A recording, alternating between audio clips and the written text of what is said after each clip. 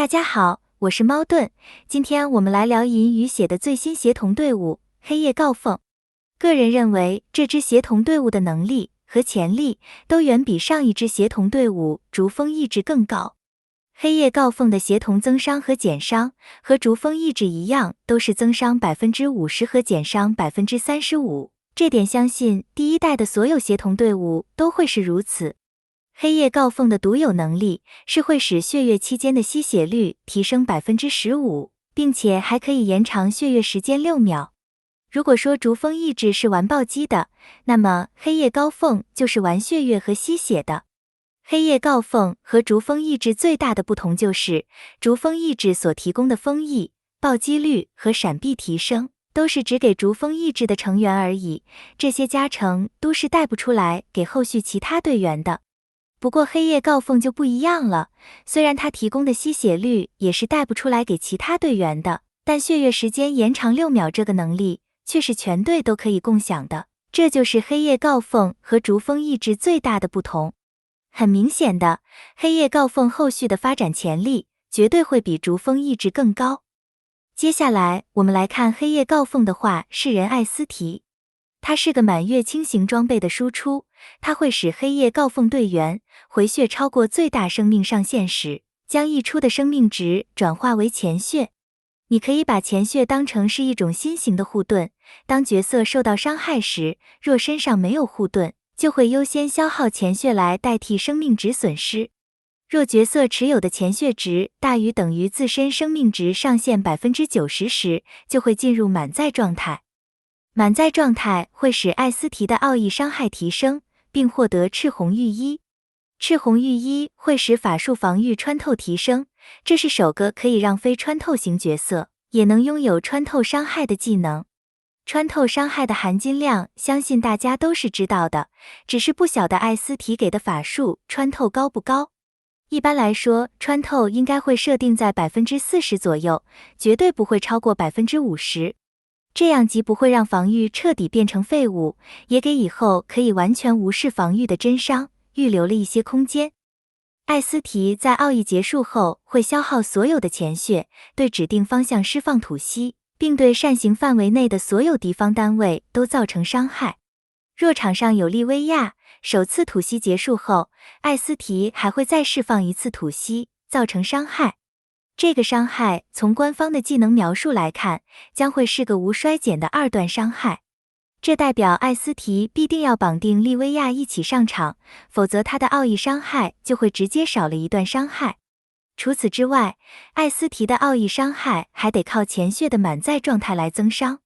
這代他需要有一段蓄力時間，將吸血吸滿到過載狀態後，才能將奧義的傷害提升到最高上限，所以艾斯提是不能隨便就開奧義的。這是艾斯提最大的缺點，看起來限制會比較多。至於艾斯提的戰績，看起來就無關痛癢了，就是攻擊一定次數後，就會對着目標範圍內所有敵方單位造成傷害。以目前的角色設計，應該都是3次攻擊就可以釋放1次戰績，就看官方給他的戰績傷害能有多少了。接下來我們來看 15% 的真大獎利威亞。利威亞的特性是，當場上存在艾斯提時，利威亞釋放奧義後，我方會立刻進入血月狀態。這個能力絕對逆天，以後都不需要再湊3月相了。利威亞的玩法就是開奧義進血月，然後在血月期間瘋狂輸出，退出血月後就繼續累積費用，然後等進血月再繼續爆發。這樣的玩法也可以單獨拉出來和其他非協同隊伍的眷屬配合，就連使組倉廩都能受益。這就是黑夜告鳳比逐風意志強上100倍的地方。在血月狀態期間，所有黑夜告鳳的成員都會獲得物理和法術傷害降低。此後每次進入血月狀態，這項物理和法術傷害降低的效果都會衰減，但會有一個最低的下限。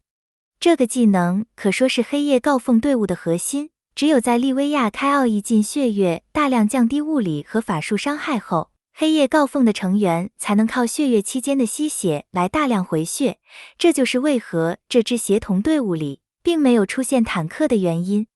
艾斯提要進入滿載狀態，利威亞的減傷至關重要。估計這個減傷一開始一定會很給力，起碼也是大這個級別的，然後再隨着進入血液的次數慢慢降低到中，然後停留在小的效果。如果沒意外的話，這個減傷一開始的能力一定會比奎因的減傷更強。利威亞的奧義會使自身獲得一定層數的赤血御衣，並開始持續施法，對指定敵方目標造成傷害。在持續施法期間，利威亞會為黑夜誥鳳成員回血，並且還會對艾斯提提供額外的回血。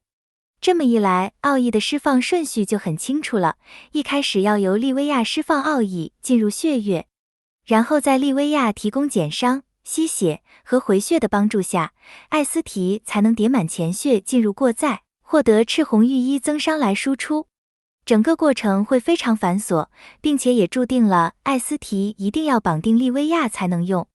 艾斯提綁定利威亞的程度，比提豐綁定塞利尼亞更加嚴重，幾乎已經到了沒有利威亞，艾斯提就會完全沒用的程度。所以大家在抽之前，一定要先預備好150抽的資源才好下場，免得到時候只抽了個寂寞。在利威亞奧義持續施法的期間，我方黑夜誥鳳角色釋放奧義，也會額外獲得一定層數的赤紅御衣。這樣協同裡的其他角色也都有機會獲得赤紅御衣了。有一點我比較在意的是，利威亞開奧義就能直接獲得赤紅御衣，並為其他黑夜誥鳳的成員也提供赤紅御衣。這個效率可比艾斯提還得滿載後才能獲得赤紅御衣要有效率多了。並且在官方的技能描述中，利威亞奧義寫的是可獲得一定數量的赤紅御衣，可為黑夜誥鳳成員提供一定層數的赤紅御衣，全都是一下就能直接疊幾層的。而艾斯提的奧義只寫了可獲得赤紅御衣而已，甚至都沒有提到有層數。這種情況就和提豐還得拼命靠奧義滿暴擊後才能轉一點的暴擊增傷，而塞利尼亞一開奧義就是滿暴傷，而且還能為其他逐風意志成員也提供暴傷的模式，簡直一模一樣。前面我也提過，逐風意志玩的是暴擊傷害，而黑夜誥鳳玩的是法術穿透。這代表着一個很可怕的事實，那就是利威亞的含金量可能要比我們想象中的還要高。它可能不只是一個輔助這麼簡單，它還有可能是銀與血第一個能輸出的新月眷屬。然後和塞利尼亞輸出大於提豐一樣，利威亞的輸出也有可能會大於艾斯提。利威亞奧義的輸出模式是在持續施法期間對指定目標持續造成傷害，並且會在當前目標消失時自動尋找最近的目標來繼續輸出。這個模式和浴火的阿加雷斯簡直一模一樣，這樣就讓人不禁對利威亞有更多的期待了。利威亞是有概率會成為始祖阿加雷斯的上位版的，又或者他可能可以拉一下阿加雷斯。利威亞的戰績會在攻擊一定次數後對主目標造成傷害，並施加受到法術傷害提升效果。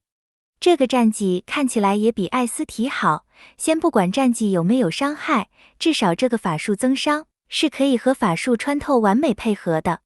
不過黑夜誥鳳大概也和逐風意志一樣，只能用來打單體首領了。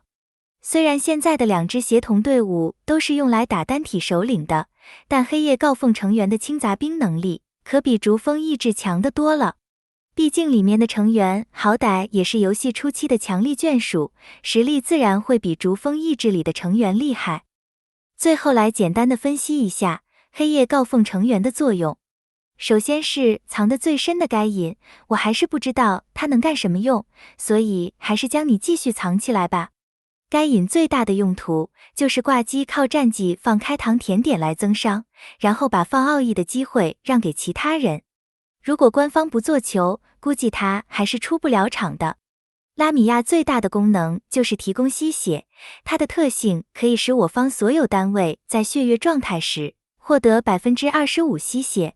當你需要讓其他非黑夜誥鳳的隊員加入隊伍時，就可以用拉米亞、艾斯提、利威亞加其他3個成員來組隊，這樣非協同的成員就可以靠拉米亞的特性來獲得吸血。所以拉米亞也屬於可以不開奧義的眷屬。當然，如果有需要，它也是可以開奧義來清理分散的小怪的。達爾卡羅的作用就比較重要了，它兼顧了增傷、控制和範圍輸出。特別是如果你沒有利米姆，就只能靠達爾卡羅來打範圍輸出了。最後是利米姆，它的作用是打範圍傷害，有較強的吸血能力。利米姆也算是隊伍裡比較能當前排的隊員，而且奧義在手，有需要時就開來清小怪吸血就好。不過想靠利米姆來撐起整隊的生存，顯然是不可能的。如有需要，大倉廪的護盾回血顯然會更好用。護盾還可以避免前血被消耗掉。利米姆最重要的能力，其實是它能加速自身血魂恢復的能力。它是黑夜告鳳隊伍裡的阿卡貝拉。猜測想打新裝備本地5層一定會需要利米姆，這也是我很糾結要不要去協同池裡把它抽出來的原因。200抽換一個利米姆和一堆舊眷屬是真的很不划算，只能期望抽限定池時能順便把利米姆給抽出來了。好了，今天的視頻就分享到這裡，感謝大家的收看，我們下期再見。